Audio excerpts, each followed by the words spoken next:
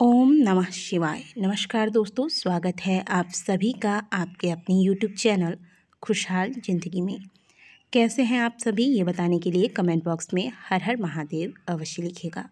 दोस्तों, आज के वीडियो में हम बात करेंगे वैकुंठ चतुर्दशी के बारे में। हमारे हिंदू धर्म में कुल जितने भी महीने हैं, इन सभी महीनों में कार्तिक के महीने को सबसे उत्तम माना गया है, क्योंकि इस महीने में किए जाने वाले स्नान, दान, पूजा पाठ, मंत्र जाप, यज्ञ इत्यादि के फल व्यक्ति को अन्य मासों के मुकाबले कई गुना अधिक प्राप्त होता है। और ये महीना स्वयं भगवान श्री हरि विष्णु को भी अत्यंत ही प्रिय है।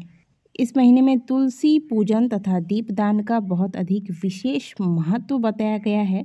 और इस महीने में वैसे तो पूरे कार्तिक मास में ब्रह्म मुहूर्त में जगकर स्नान तथा दीपदान इत्यादि करना चाहिए, जिसे कि हम कार्तिक स्नान के नाम से जानते हैं।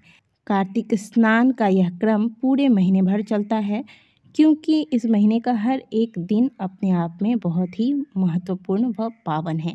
लेकिन इस महीने में भी कुछ ऐसी तिथियां हैं जिसमें स्नान, दान, तुलसी पूजन, जप तप इत्यादि का फल और अधिक बढ़ जाता है। और जो व्यक्ति पूरे कार्तिक महीने में कार्तिक के नियमों के पालन नहीं कर पाते हैं, उन्हें इन खास तिथियों में कुछ विशेष बातों का ध्यान अवश्य रखना चाहिए, जिससे कि उन्हें पूरे कार्तिक मास का फल प्राप्त हो सके। इन्हीं खास तिथियों में से एक है वैकुंठ चतुर्दशी, जो कि प्रत्येक वर्ष हिंदू पंचांग के अनुसार कार्तिक मास के शुक्ल पक्ष की चतुर्दशी तिथि को मनाया जाता है। वैकुंठ चतुर्दशी को हरि हर मिलन के नाम से भी जाना जाता है। हरि अर्थात श्री हरि विष्णु, हर मतलब भगवान महादेव। भगवान श्री हरि विष्णु तथा महादेव के भक्तों के लिए यह बहुत ही खास अवसर होता है, क्योंकि इस दिन भगवान श्री हरि विष्णु तथा त्रिपुरारी महादेव की पूजा अर्चना की जाती है। आपको बता दें कि भगवान श्री हरि विष्णु और शिव दोनों में बड़ा ही प्रेम है। भगवान श्री हरि विष्णु के आराध्य हैं शिव और शिव के आराध्य हैं विष्णु। ऐसे में पूरे वर्ष भर में वैकुंठ चतुर्दशी के दिन ऐसा सुंदर संयोग आता है जब इन दोनों देवताओं की पूजा की जाती है और भक्तों को इन दोनों ही देवताओं की संयुक्त कृपा प्राप्त होती है। और हरिहर की कृपा से व्यक्ति के जीवन के समस्त पाप नष्ट होकर उनके जीवन में पुण्य फलों की वृद्धि होती है तथा कामनाओं की सिद्धि होती है, या यूँ कह सकते हैं कि व्यक्ति के भाग्य उदय होते हैं। ये तो आप सभी को पता होगा कि कार्तिक के महीने में स्नान तथा दीपदान का विशेष महिमा बताया गया है। और इस पूरे महीने में आप सूर्योदय से पहले जाकर स्नान करने के पश्चात दीपदान करते हैं, या तो सूर्यास्त के बाद संध्या काल में दीपदान किया जाता है। लेकिन इस पूरे महीने में केवल एक दिन ऐसा होता है जब आप दीपदान यदि प्रातः काल या फिर शाम के वक्त करते हैं तो इसका फल आपको प्राप्त नहीं होता, बल्कि इस दिन आपको दीपदान अगर मध्य रात्रि में आप करते हैं तो इसका फल प्राप्त होता है। ऐसा इसलिए होता है क्योंकि पौराणिक कथा के अनुसार एक बार भगवान श्री हरि विष्णु वैकुंठ लोक छोड़कर भगवान भोलेनाथ की आराधना करने के लिए वाराणसी पहुंच गए और भगवान वहां जाकर भगवान शिव की आराधना करने लगे। महादेव की साधना में जगत के पालनहार श्री हरि विष्णु इतने लीन हो गए कि उन्हें पता ही नहीं चला कि कब दिन से रात्रि हो गई है। जब नारायण को ध्यान आया तब उन्हें ऐसा लगा कि पूजा स्थान पर दीपक की कमी हो गई है। तभी माता लक्ष्मी भगवान श्री हरि विष्णु के मन की बात को समझकर एक थाल में 14 दीपक लगाकर वहां आती हैं और तब भगवान विष्णु इन 14 दीपकों द्वारा भगवान शिव की पूजा करते हैं और इससे भगवान भोलेनाथ प्रसन्न हुए थे। इसीलिए इस दिन यानी कि वैकुंठ चतुर्दशी के दिन 14 दीपक रात्रि में लगाने का विधान है। इस दिन रात्रि को नदी के घाट पर जाकर स्नान करें और नदी के घाट के पास 14 दीपक का दान करें। अब हर किसी के द्वारा तो संभव नहीं है कि वो रात्रि में जाके, रात्रि तो क्या प्रातःकाल भी समय नहीं हो पाता है कि हम नदी में जाकर स्नान करें।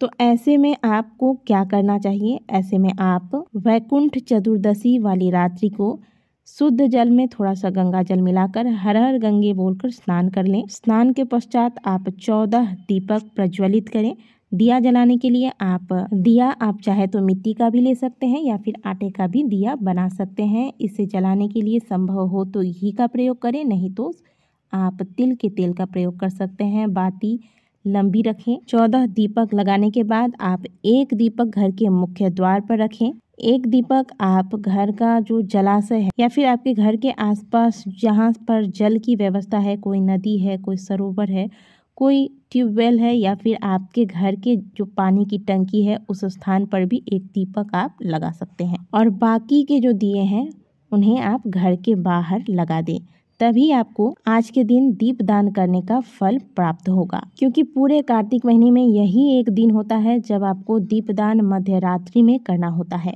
जब भगवान विष्णु भगवान शिव की आराधना में लीन थे, तभी भगवान भोलेनाथ ने एक लीला करी। भगवान श्री हरि विष्णु भगवान शंकर को प्रसन्न करने के लिए 1000 कमल के पुष्प से उनकी पूजन कर रहे थे।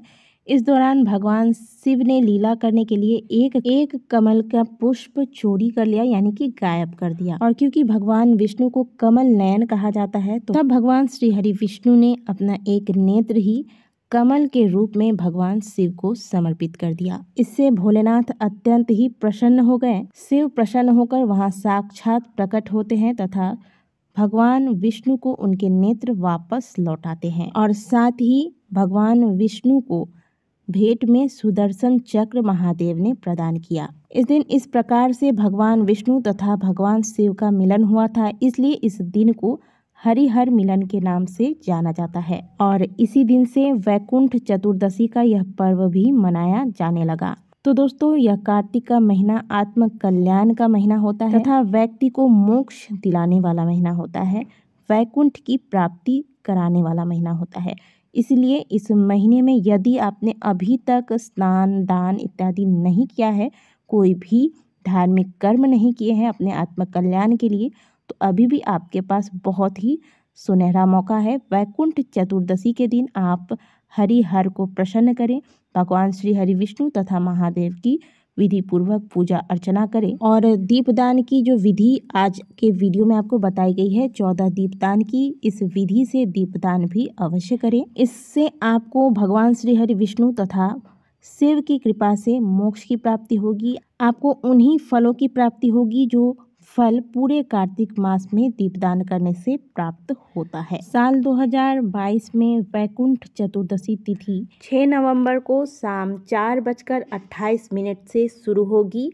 अगले दिन 7 नवंबर शाम 4:15 पर चतुर्दशी तिथि का समापन होगा।